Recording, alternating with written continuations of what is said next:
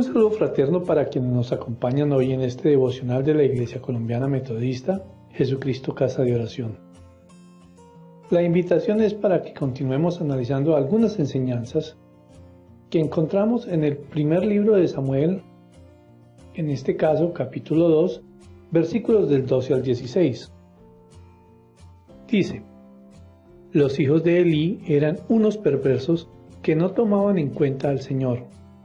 La costumbre de estos sacerdotes era la siguiente: cuando alguien ofrecía un sacrificio, el asistente del sacerdote se presentaba con un tenedor grande en la mano y mientras se cocía la carne, metía el tenedor en la olla, en el caldero, en la cacerola o en la cazuela, y el sacerdote tomaba para sí mismo todo lo que se enganchara en el tenedor. De este modo trataban a todos los israelitas que iban a Silo. Además, antes de quemarse la grasa, solía llegar el ayudante del sacerdote para decirle al que estaba por ofrecer el sacrificio: dame carne para el asado del sacerdote, pues no te la va a aceptar cocida sino cruda. Y si el hombre contestaba: espera a que se queme la grasa como es debido, luego podrás tomar lo que desees, el asistente replicaba: no, dámela ahora mismo, de lo contrario, te la quito por la fuerza.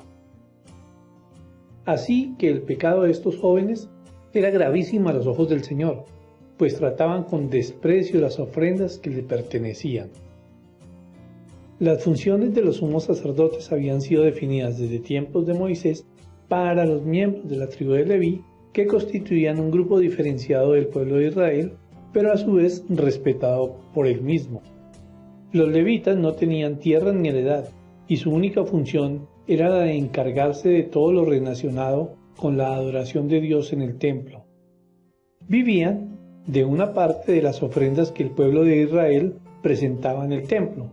Ellos las tomaban para sus propias necesidades. Aunque eran apoyados con estas ofrendas, tenían que hacer su trabajo y hacerlo con diligencia. Elí tenía dos hijos, Ofni y Fines, que como levitas heredaban el sacerdocio de su padre, pero que tenían un servicio en el tabernáculo de reunión, que no era solamente ofrecer los sacrificios por el pecado del pueblo, sino también por sus propios pecados. El texto nos cuenta que los dos hijos de Elí no estaban haciendo su trabajo honestamente, y sí, por el contrario, robaban de las ofrendas y sacrificios de la feligresía para su propia satisfacción y beneficio, aprovechándose de su condición de hijos del sumo sacerdote y de ser sacerdotes auxiliares. Esto me lleva a reflexionar nuevamente en lo que dice Marcos 7 sobre lo que sale del corazón humano, especialmente estas tres cosas: avaricia, arrogancia y necedad. A lo largo de la historia, en los diferentes modelos de organización política que se han dado, siempre encontramos que se nombra en cargos de dirección, manejo y confianza a familiares y amigos por el solo hecho de serlo y no porque realmente tengan las capacidades y los méritos para ser merecedores del mismo. Esto se denomina nepotismo y generalmente va acompañado de avaricia, arrogancia y necedad, o sea, la insensatez del que se cree libre del juicio de Dios.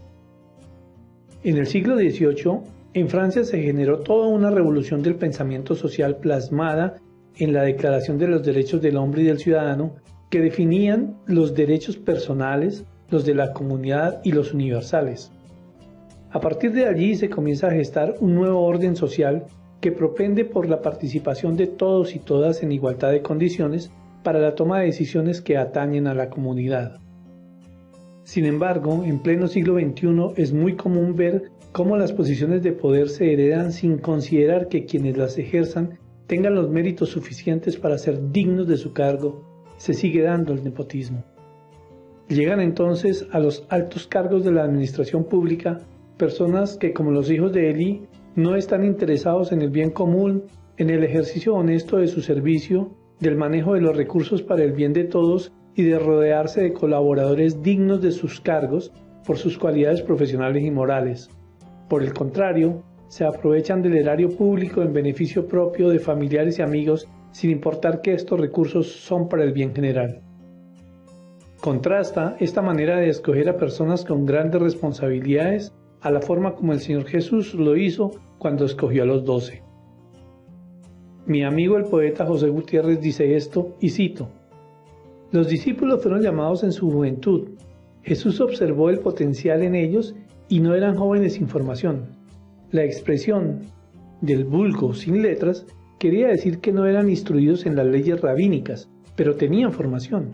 Judas Iscariote fue escogido como tesorero por sus competencias administrativas. Hoy los jóvenes tienen iniciativas, proyectos de vida, pero la falta de oportunidades para ellos truncan sus metas. Los discípulos fueron escogidos porque las actividades que desarrollarían requerían no solo de fe, sino de su experiencia, su fuerza, vitalidad y valentía.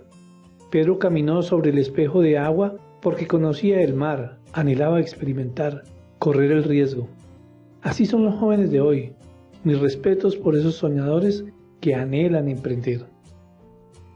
Esto me hace pensar qué pasaría en nuestra nación si a los cargos de dirección llegan personas por su formación, por sus cualidades académicas, por sus capacidades y no por sus apellidos o la cuota política que representan. Y es que cada día se cierran más las posibilidades para que los jóvenes de menores recursos tengan acceso a educación de calidad y a oportunidades de competir en igualdad de condiciones. Por eso, hoy mi oración es: Dios de amor, te presento ante tu altar la dirección de mi país para que, conscientes del bien común, nuestros dirigentes busquen rodearse de personas idóneas en el manejo de lo público, en beneficio de todos y todas, sin importar su condición social, económica o política, y para que quienes proclamamos tu nombre actuemos en concordancia con tus enseñanzas, siendo herramientas para generar oportunidades dignas a nuestros jóvenes, reconociendo los dones y talentos de los que nos has dotado. Señor, te ruego para que cada uno de nosotros busquemos nuestro beneficio siempre y cuando lleve implícito el beneficio del próximo, de mi comunidad, de toda tu creación, haciendo así tu voluntad de amarnos unos a otros como tú nos has amado. Dios les siga bendiciendo.